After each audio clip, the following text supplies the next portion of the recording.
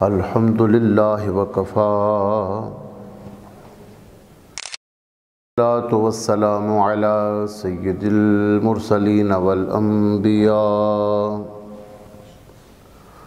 وعلی آلہ المجتبی وصحبہ بدور الدجا ونجوم الہدی اما بعد فأعوذ باللہ من الشیطان الرجیم بسم اللہ الرحمن الرحیم ولولا فضل اللہ علیک ورحمتہ لہمت طائفة منہم ان یضلوک وما يضلون إلا أنفسهم وما يضرونك من شيء وأنزل الله عليك الكتاب والحكمة وعلمك ما لم تكن تعلم وكان فضل الله عليك عظيما لا خير في كثير من نجواهم إلا من أمر بصدقة أو معروف أو إصلاح بين الناس ومن يفعل ذلك ابتغاء مرضات الله فسوف نؤتيه أجرا عظيما ومن يشاقق الرسول من بعد ما تبين له الهدى ويتبع غير سبيل المؤمنين نوله ما تولى ونصله جهنم وساءت مصيرا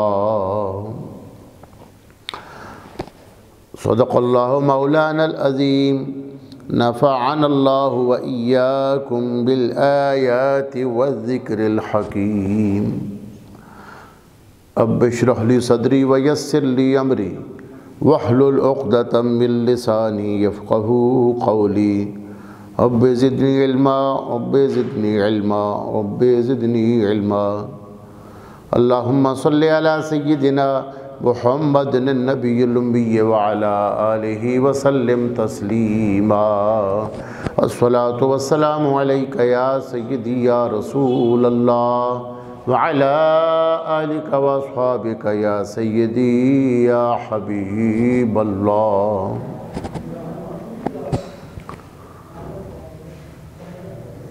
بعد از حمد و صلات حاضرین اور سامعین،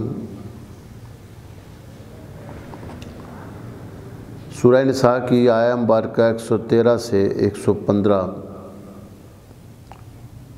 کی تلاوت کی سعادت حاصل ہوئی۔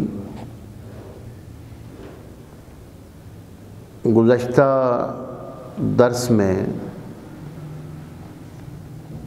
بھی ان آیات مبارکہ سے متعلق چند گزارشات پیش کی تھیں۔ شان نزول کچھ یوں تھا کہ ایک شخص نے چوری کی اور ایک بے گناہ پر اس کی تہمت لگانے کی کوشش کی، تو اللہ تبارک و تعالی نے حضور صلی اللہ علیہ وآلہ وسلم کو اس کے اس پوشیدہ عمل سے آگاہ فرمایا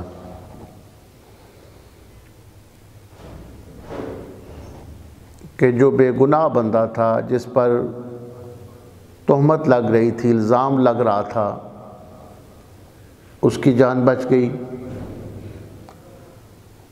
اور اللہ تعالیٰ نے حضور صلی اللہ علیہ وآلہ وسلم کی یہ حفاظت فرمائی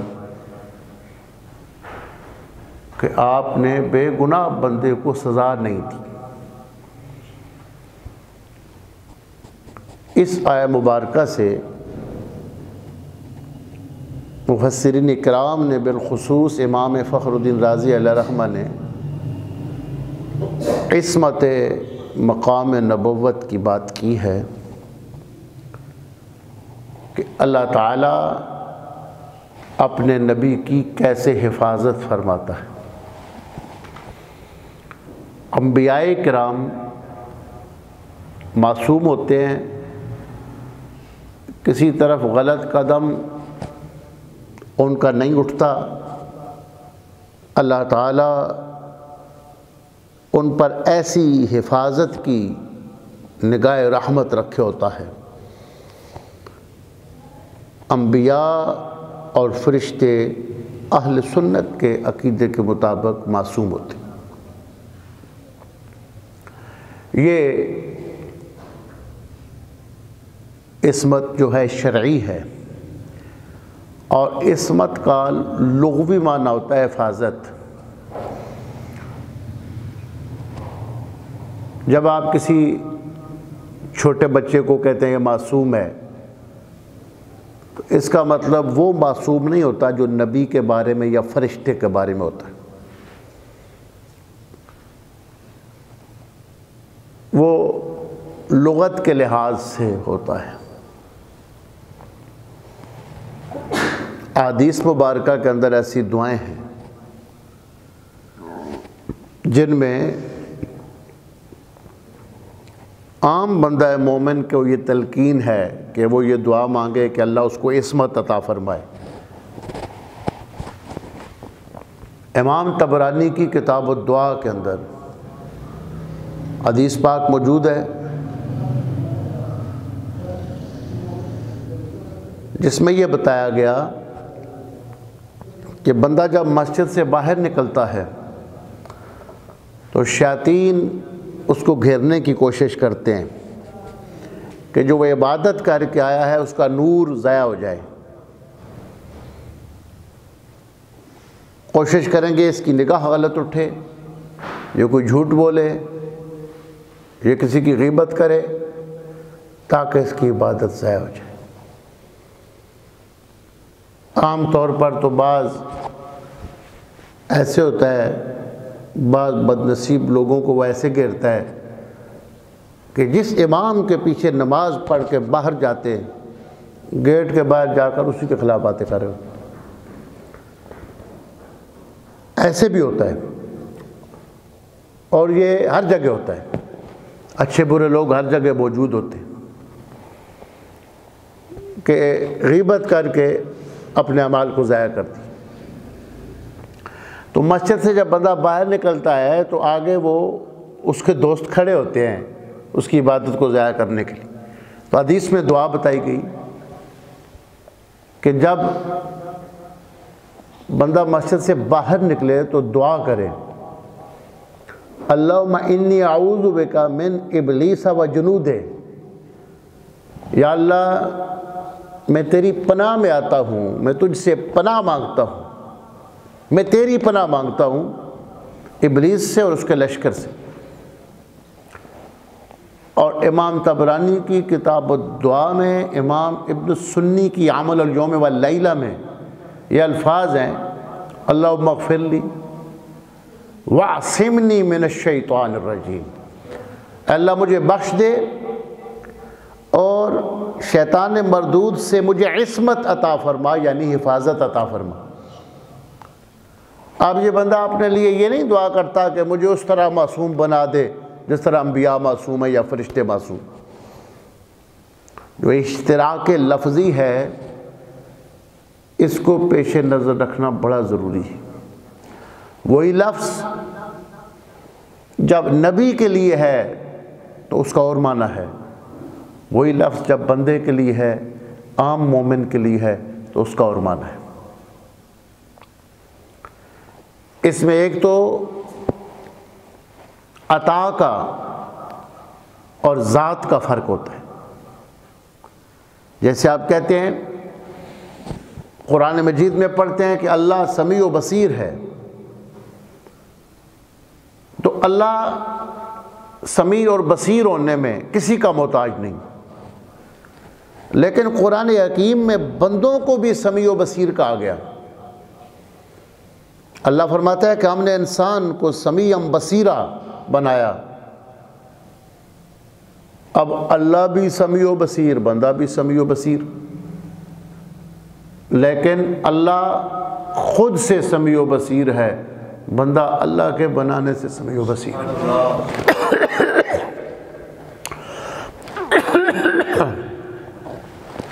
ایسے ہی قرآن مجید میں ہے اللہ غنی ہے اور تم سب فقراء و محتاج ہو۔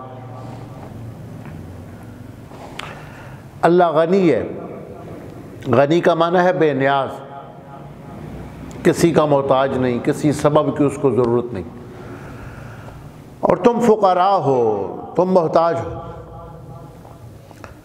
اب اللہ کی ذات غنی ہے اور امت کی اکثریت حضرت سیدنا عثمان ذو النورین کو بھی غنی کہتی ہے، عثمان غنی، اللہ بھی غنی اور عثمان بھی غنی۔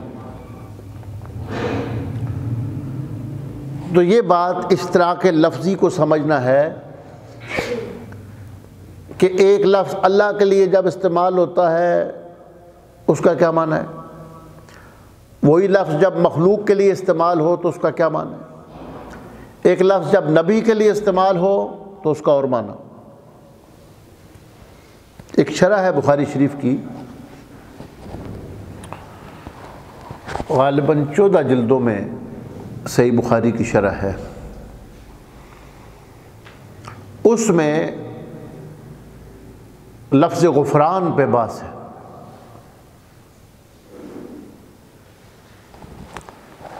کہ اللہ تعالیٰ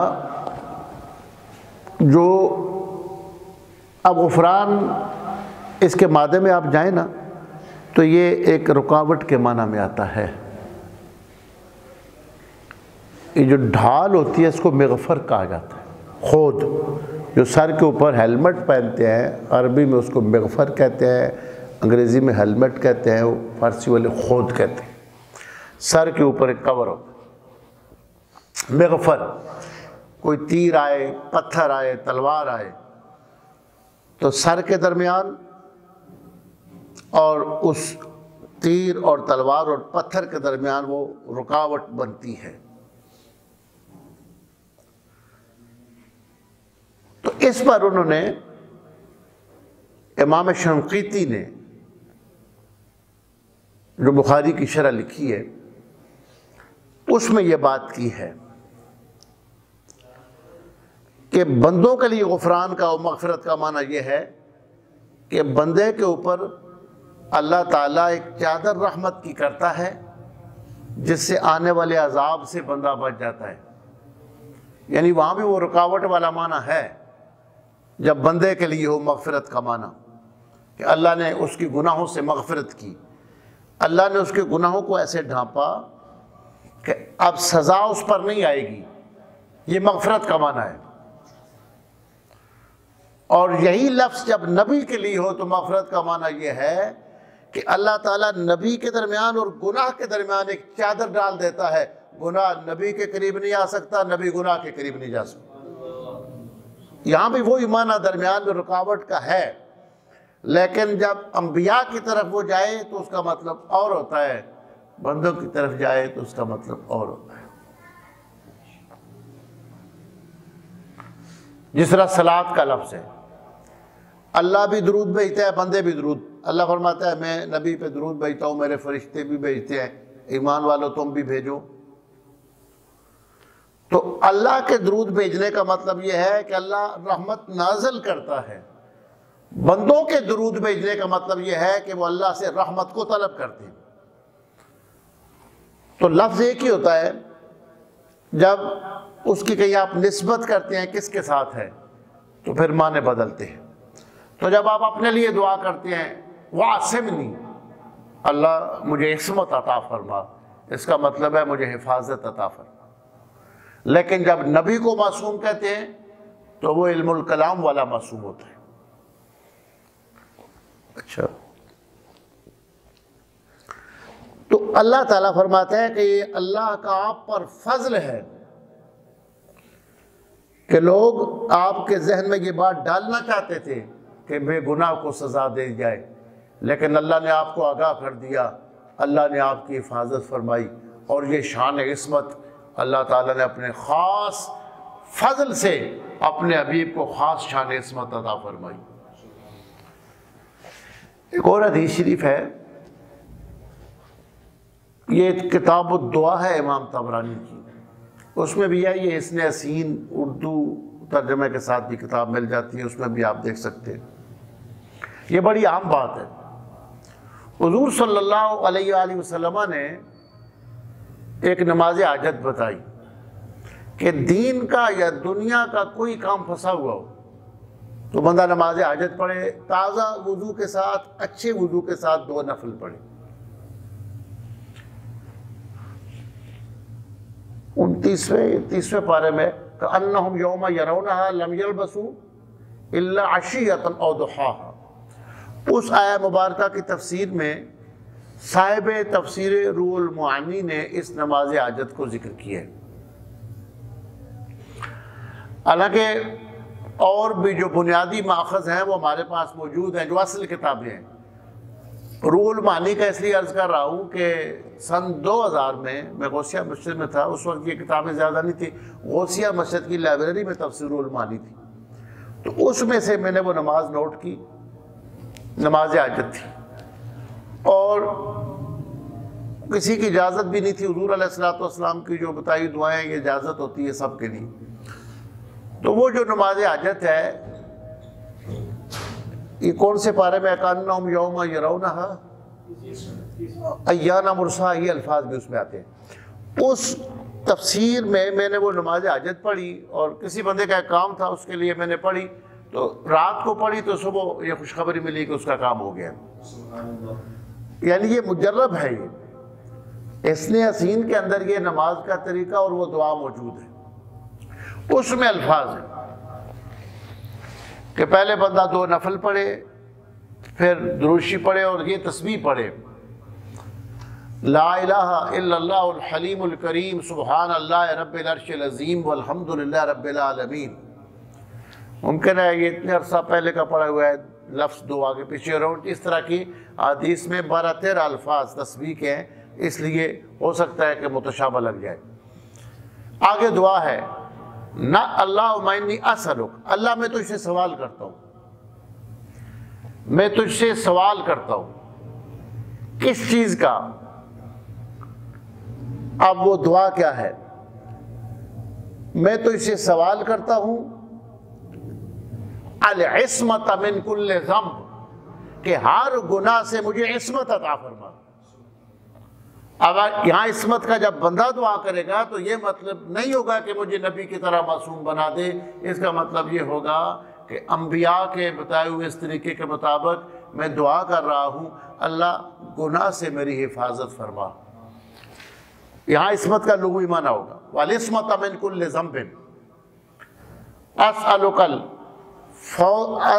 الفوز من النار، جہنم سے تیری پناہ مانگتا ہوں، والعصمت من کل ذنب، ہر گناہ سے یا اللہ میں تجھ سے عصمت مانگتا ہوں۔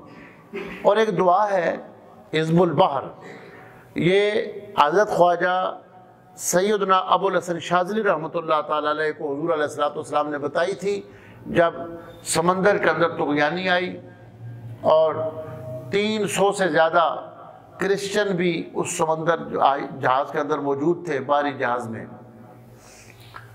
تو ایسی مخالف ہوا چلی، جہاز میں خرابی پیدا ہوئی، جہاز ڈوبنے لگا۔ تو حضرت شاذلی رحمۃ اللہ علیہ فرماتے تھے کہ مجھے اونگ آئی اور حضور علیہ السلام کی زیارت ہوئی، اور آپ نے مجھے دعا بتائی، میں دعا پڑھتا گیا، دعا پڑھتے ہی اللہ نے ایسا کیا کہ جہاز کنارے لگ گیا۔ وہ جتنے لوگ موجود تھے غیر مسلم، اسی وقت انہوں نے آپ کے دست مبارک پہ کلمہ پڑھا۔ اس لیے اس کو دعائے حزب البحر کہتے ہیں۔ حزب دعا کے مجموعے کو کہتے ہیں عربی لوگ، اور بحر کا معنی ہے سمندر، سمندر کے اندر یعنی یہ دعا بتائی گئی۔ اس میں شروع میں الفاظ ہیں، اور حضور علیہ السلام نے ان کو بتائی، انہوں نے اس کو پڑھا، اور سرکار کی زبان مبارک کی برکت سے ان کو یاد ہو گئی، پھر انہوں نے لکھوا دی اور آج تک امت میں پڑھی جا رہی۔ بڑے بڑے لوگوں نے، شاہ ولی اللہ صاحب نے ہندوستان میں ان کی شرح کی، حوام میں، میرے پاس کتب خانے میں موجود ہے، حوام میں شرح حزب البحر۔ حضرت سیدنا پیر میر علی شاہ صاحب رحمۃ اللہ علیہ ایک مکتوب میں کسی بندے کو آپ نے لکھا کہ حوامے میں شاہ ولی اللہ صاحب نے اس کے پڑھنے کے جو طریقے لکھے ہیں، احتیاطیں لکھی ہیں، جو آداب لکھے ہیں، ان کو مد نظر رکھنا چاہیے۔ اور امت میں بڑے بڑے شیخ عطا اللہ سکندری جیسے لوگ، علماء دیوبند کے اکابر، یہ چشتی صابری سلسلے کے، یہ سارے یہ حزب البار پڑھتے ہیں، اور عرب کے اندر بہت زیادہ پڑھی جاتی ہے۔ خواجہ حسن نظامی رحمۃ اللہ علیہ نے اس پر بہت تحقیق کی، اور آپ مصر، مراکش تک گئے، ترکی تک گئے، اور اس کے فوائد لکھے، اور یہاں تک لکھا کہ گورے جو ہیں وہ اس کا ترجمہ پڑھتے ہیں، اللہ ان کی مشکلات کو دور فرما دیتے ہیں۔ بہت کام کیا انہوں نے، وہ کتاب چھپی ہوئی میرے پاس، وہ بھی موجود ہے، اعمال حزب البحر کے نام سے، اب جدید نام اس کو دیا گیا ہے۔ اس میں حضور علیہ السلام نے آپ کو دعا بتائی، اور حضرت کے حالات کے اندر یہ لکھا ہوا ہے کہ کچھ لوگوں نے کہا کہ اس میں کچھ الفاظ ایسے ہیں جو حدیث کے نہیں ہیں، تو آپ نے فرمایا اخذت کلھا من فی رسول اللہ، کہ مجھے اس کا تو نہیں پتا لیکن اتنا معلوم ہے کہ اس کا ایک ایک حرف میں نے حضور علیہ السلام کی زبان مبارک سے سنا، آپ کے منہ مبارک سے سنا۔ اس میں شروع میں الفاظ ہیں، یا علی یا عظیم یا حلیم، یا اللہ یا علی یا عظیم یا حلیم، انت ربی و علمک حسبی فنعم الرب ربی و نعم الحسب حسبی تنصر من تشاء وانت العزیز الرحیم۔ آگے، نسألک العصمۃ فی الحرکات والسکنات والکلمات والارادات والخطرات من الظنون والشکوک والاوہام الساطرۃ عن مطالعۃ الغیوب فقد ابتلی المؤمنون وزلزلوا زلزالا شدیدا۔ اب الفاظ کیا ہے؟ نسألک العصمۃ فی الحرکات والسکنات والکلمات والارادات، یا اللہ میں تجھ سے عصمت کا سوال کرتا ہوں، مجھے معصوم بنا دے، حرکات میں بھی، سکنات میں بھی، ارادے میں بھی، خیال میں بھی، اور وہم سے اور ظنون اور شکوک و شبہات سے اللہ تو میری حفاظت فرما، میرے قلب کی بھی حفاظت ہو، میرے اعضاء کی بھی حفاظت ہو، دل میں برا خیال پیدا نہ ہو اور اعضاء برے خیال کی طرف جا نہ سکے۔ نسألک العصمۃ فی الحرکات والسکنات، تو یہاں یہ معصوم کا جو معنی ہوگا وہ لغوی ہوگا، یعنی حفاظت کے معنی میں ہوگا، یعنی وہی لفظ جب انبیاء کے لیے ہوگا تو اس کا اور معنی ہوگا، فرشتوں کے لیے ہوگا وہ اور معنی میں ہوگا، اور وہی مومنین کے لیے ہوگا تو اس کا اور معنی ہوگا۔ تو انبیاء کرام علیہ السلام جتنے بھی ہیں وہ معصوم ہوتے ہیں، بالخصوص سید الانبیاء والمرسلین، نبی کریم علیہ السلام کی ذات گرامی وہ ذات ہے جن کے بارے میں اور تمام انبیاء کے بارے میں عقیدہ یہ ہے کہ اللہ تعالیٰ نے ان کو دنیا سے آنے سے لے کر دنیا سے اٹھنے تک ہر قسم کے صغیرہ کبیرہ گناہوں سے محفوظ رکھا ہوتا ہے۔ وَلَوْلَا فَضْلُ اللَّهِ عَلَيْكَ وَرَحْمَتُهُ، اگر آپ پر یہ اللہ کا فضل نہ ہوتا اور اللہ کی رحمت نہ ہوتی تو یہ لوگ آپ کے دل دماغ میں ایسی بات ڈال دیتے کہ آپ بے گناہ کو سزا دے دیتے، لیکن اللہ نے آپ کی حفاظت فرمائی۔ وَأَنزَلَ اللَّهُ عَلَيْكَ الْكِتَابَ، اللہ نے آپ پر کتاب نازل فرمائی، وَالْحِكْمَةَ، اور حکمت نازل فرمائی، وَعَلَّمَكَ مَا لَمْ تَكُنْ تَعْلَمْ، اور جو آپ نہیں جانتے تھے اللہ نے وہ آپ کو علم دے دیا۔ وَكَانَ فَضْلُ اللَّهِ عَلَيْكَ عَظِيمًا لَا خَيْرَ فِي كَثِيرٍ مِّن نَجْوَاهُمْ إِلَّا مَنْ أَمَرَ بِصَدَقَةٍ أَوْ مَعْرُوفٍ أَوْ إِصْلَاحٍ بَيْنَ النَّاسِ وَمَنْ يَفْعَلْ ذَلِكَ ابْتِغَاءَ مَرْضَاتِ اللَّهِ فَسَوْفَ نُؤْتِيهِ أَجْرًا عَظِيمًا۔ اس پر گزشتہ درس میں بات عرض کی تھی، وَمَنْ يُشَاقِقِ الرَّسُولَ مِنْ بَعْدِ مَا تَبَيَّنَ لَهُ الْهُدَىٰ، اور جو کوئی رسول کی نافرمانی پہ ڈٹا رہے، ہدایت کا دروازہ کھل جانے کے بعد اس کے سامنے ہدایت واضح ہو جائے، حق نظر آ جائے، پھر بھی وہ ڈٹا رہے۔ شان نزول تو یہ تھا کہ جس بندے نے چوری چھپے کام کیا اور کسی اور پر الزام لگا رہا تھا، اس چور کے بارے میں اللہ نے رسول اللہ صلی اللہ علیہ وسلم کو بتا دیا، اس کے لیے واضح ہو گیا کہ یہ ایک ایسا کام تھا جس کا کوئی گواہ موجود نہیں تھا، اور یہ کہتے ہیں کہ اللہ نے مجھے بتایا، اس کا مطلب یہ ہے کہ اللہ کے سچے رسول ہیں، ان کو خبر ٹھیک ملی ہے، اس کے لیے حق واضح ہو گیا لیکن وہ نہیں مانا۔ شان نزول خاص ہوتا ہے لیکن حکم عام ہوتا ہے، یہ ہر بندے کے لیے ہے جس کے لیے حق واضح ہو جائے اور اس کے بعد پھر حق کو قبول نہ کرے۔ وَمَنْ يُشَاقِقِ الرَّسُولَ من بعد ما تبین لہ الہدی ویتبع غیر سبیل المؤمنین۔ فرمایا کہ وہ اس کے بعد بھی رسول کی مخالفت پہ ڈٹا رہے اور ایمان والوں کی راہ سے ہٹ کے چلے، جو اہل ایمان کا راستہ ہے، جو السابقون الاولون کا راستہ ہے، جو مہاجرین کا راستہ ہے، جو انصار کا راستہ ہے، جو اصحاب رسول کا راستہ ہے، اس سے ہٹ کے چلے۔ وَيَتَّبِعْ غَيْرَ سَبِيلِ الْمُؤْمِنِينَ، کیا مطلب؟ اہل ایمان کا جو راستہ ہے، جدھر اہل ایمان کی اکثریت جا رہی ہو، اس کو پکڑنے میں خیر ہے۔ اس کے علاوہ کوئی راستہ اختیار کرے گا اپنے لیے خطرے پیدا کرے گا۔ حضرت امام شافعی رحمۃ اللہ علیہ کے بارے میں تفسیر کبیر میں اس مقام پر ہے، آپ سے سوال کیا گیا کہ اجماع کے حجت شرعی ہونے پر دلیل کیا ہے؟ یعنی ایک تو ہے نا کتاب و سنت، ایک اللہ کی کتاب ہے ہمارے لیے، وہ دلیل ہے، پھر رسول اللہ صلی اللہ علیہ وسلم کی سنت ہے، آپ کا عمل، آپ کا فرمان، یہ ہمارے لیے دلیل ہے۔ یہ ہم جو شرعی مسئلہ ہے کتاب اللہ سے ثابت کریں گے، سنت رسول اللہ سے ثابت کریں گے۔ چار ماخذ ہیں، کتاب اللہ، سنت رسول اللہ، اجماع امت اور قیاس مجتہدین۔ یہ چار ماخذ ہیں اہل سنت کے نزدیک، جہاں سے آپ دلیل لیتے ہیں، جس سے شرعی مسئلہ نکالتے ہیں۔ تو پہلی تو کتاب اللہ ہے، اس کے اندر کسی کا اختلاف نہیں۔ دوسری دلیل حجت ہے وہ سنت رسول اللہ، رسول اللہ صلی اللہ علیہ وسلم کی سنت، اس کو حجیت حدیث بھی کہا جاتا ہے کہ حدیث سے بھی مسائل ثابت ہوتے ہیں، چونکہ نبی شارع ہوتا ہے، وہ مبین ہوتا ہے، اللہ کے کلام کو بیان کرتا ہے، ان کی ڈیوٹی ہے کہ وہ اللہ کے کلام میں جو مشکل باتیں وہ لوگوں کے لیے کھول کھول کے بیان کریں۔ اور اللہ نے قرآن میں کہا کہ ہم نے یہ قرآن نازل کیا لِتُبَيِّنَ لِلنَّاسِ، کہ آپ لوگوں کے لیے کھول کھول کے وہ بیان کریں جو ان کے لیے نازل کیا گیا ہے۔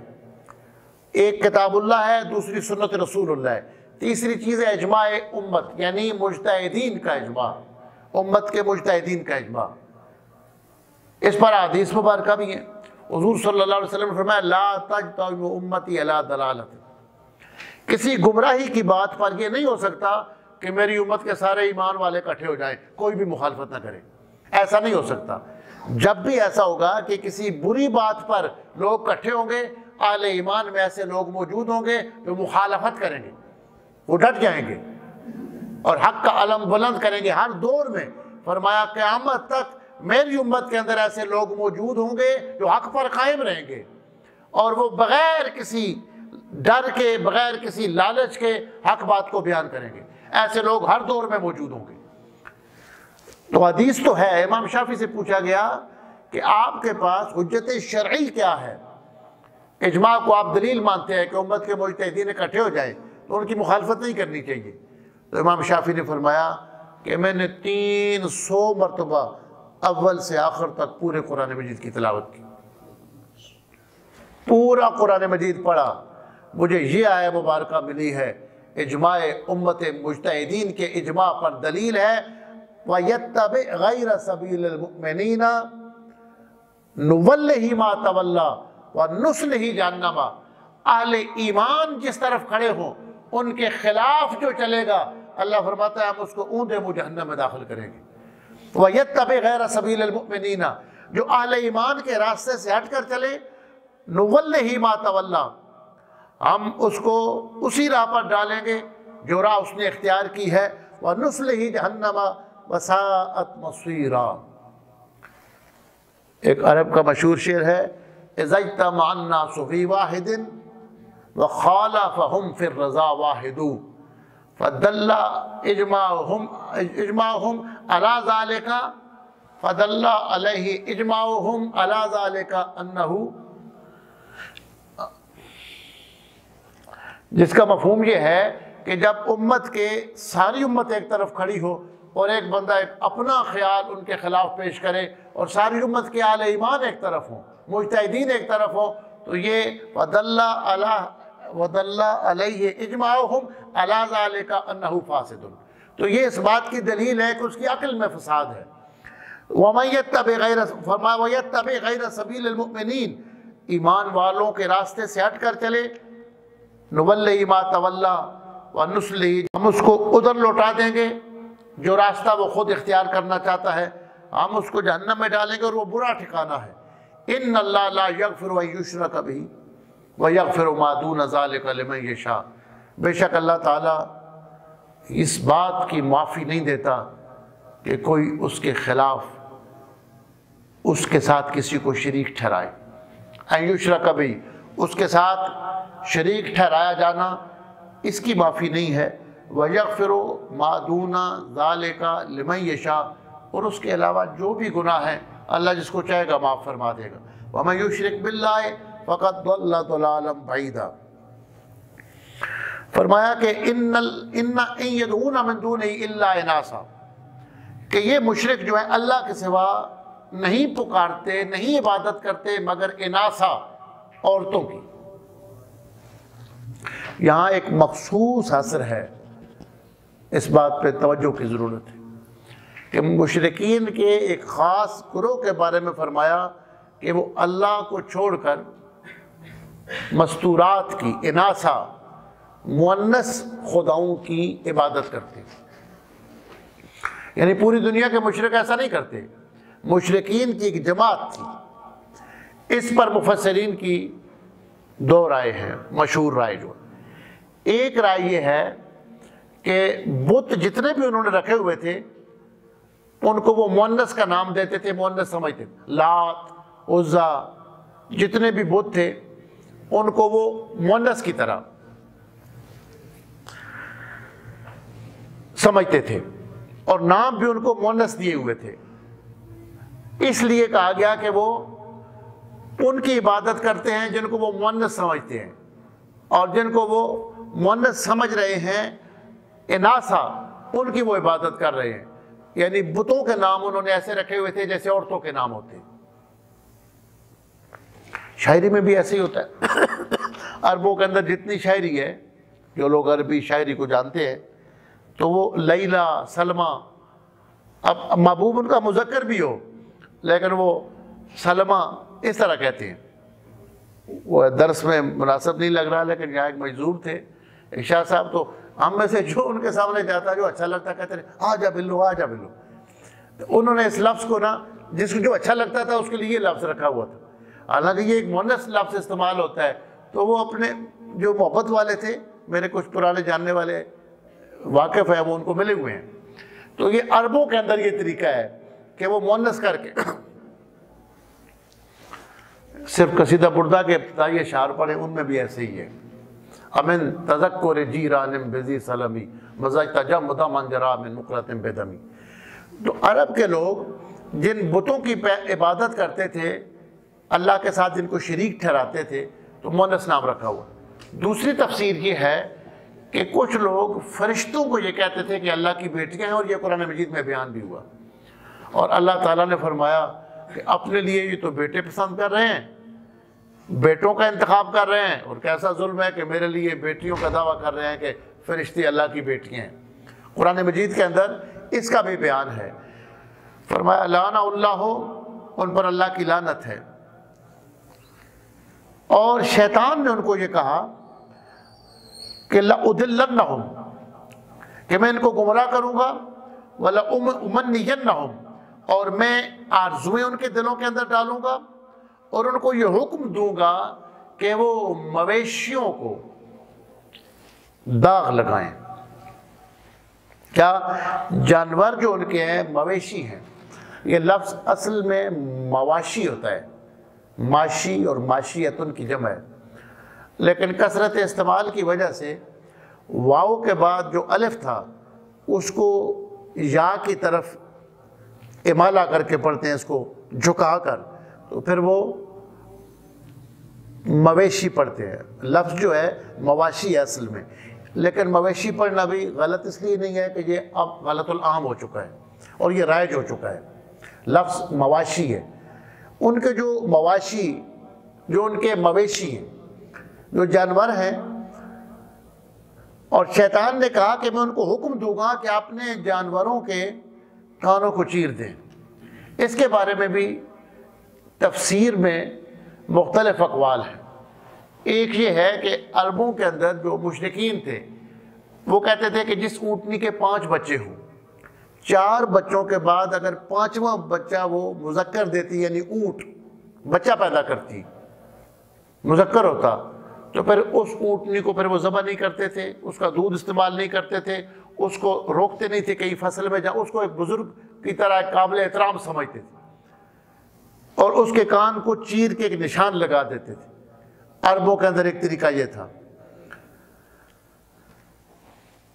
فرمایا کہ کان چیرے اور ان کو سکھلاؤں گا کہ اپنے جانوروں، اپنے مویشیوں، اپنے چوپایوں کے کانوں کو چیریں، ان کو سکھاؤں گا کہ اللہ کی بنائی ہوئی صورتوں کو بدل ڈالیں۔ فَلَا يُغَيِّرُنَّ خَلْقَ اللَّهِ، کہ وہ اللہ کی جو بنائی ہوئی صورتیں ہیں ان کو بدل ڈالیں۔ اس کی تفسیر میں بھی احادیث مبارکہ کی روشنی میں مختلف اقوال ہیں، اور بخاری مسلم کے اندر وہ احادیث موجود ہیں کہ انسان کو اللہ نے جو صورت دی ہے، کسی طریقے سے جسم کے کسی حصے کو تبدیل کرنے کی کوشش کرے تو اس کی ممانعت ہے، اس پر لعنت کی گئی۔ خصوصاً دانتوں کے اندر رگڑائی کر کے وہ خلا پیدا کرتی تھی عورتیں۔ اسی طرح دوسرے عورتوں کے یا جانوروں کے بالوں کے ساتھ جوڑ کر اپنے بالوں کو لمبا کرتی تھی، تو حضور علیہ السلام نے اس پر لعنت فرمائی۔ بعض لوگوں نے اس سے جو تصویر ہے اس کی حرمت پہ استدلال کیا ہے، لیکن یہ کمزور دلیل ہے۔ اس سے تصویر کی حرمت ثابت نہیں ہوتی کہ وہ اللہ کی خلق کو تبدیل کریں گے۔ ایک تفسیر علامہ ابن جوزی نے زاد المسیر میں یہ نقل کی ہے کہ اللہ تعالیٰ کے احکام کو بدلیں گے۔ خدا نے جس چیز کو حلال کیا اس کو حرام کرنے کی کوشش کریں گے، جس کو اللہ نے حرام کیا اس کو حلال بیان کرنے کی کوشش کریں گے۔ فرمایا یہ لوگ اللہ کی طرف سے شدید خسارے کا شکار ہیں، اللہ کی طرف سے ان پر خسارہ ہے۔ اولئک مأواہم جہنم، ان کا ٹھکانہ جہنم ہے۔ ولا یجدون عنہا محیصا، اور اس سے بھاگنے کا، نکل جانے کا کوئی راستہ وہ نہیں پائیں گے۔ والذین آمنوا وعملوا الصالحات سندخلہم جنات تجری من تحتہا الانہار خالدین فیہا ابدا، وہ لوگ جو ایمان لائے اور انہوں نے نیک عمل کیے، عنقریب ہم ان کو ایسے باغات میں داخل کریں گے جن کے نیچے نہریں جاری ہوگی، وہ ہمیشہ ہمیشہ اس میں رہیں گے۔ وعد اللہ حقا، اللہ تعالیٰ کا یہ وعدہ سچا ہے۔ ومن اصدق من اللہ قیلا، اور اللہ سے زیادہ کون ہے جس کا وعدہ سچا ہو۔ اگلی جو آیات مبارکہ ہیں آج سورہ نساء کی 113 سے 122 تک آیات مبارکہ پڑھنے کا اور ان کے کچھ فوائد بیان کرنے کا یہ شرف ملا ہے۔ انشاءاللہ آئندہ کوشش ہوگی کہ آگے 2 رکوع پورے کر دیے جائیں۔ اللہ تبارک و تعالی ہماری حاضری کو قبول فرمائے۔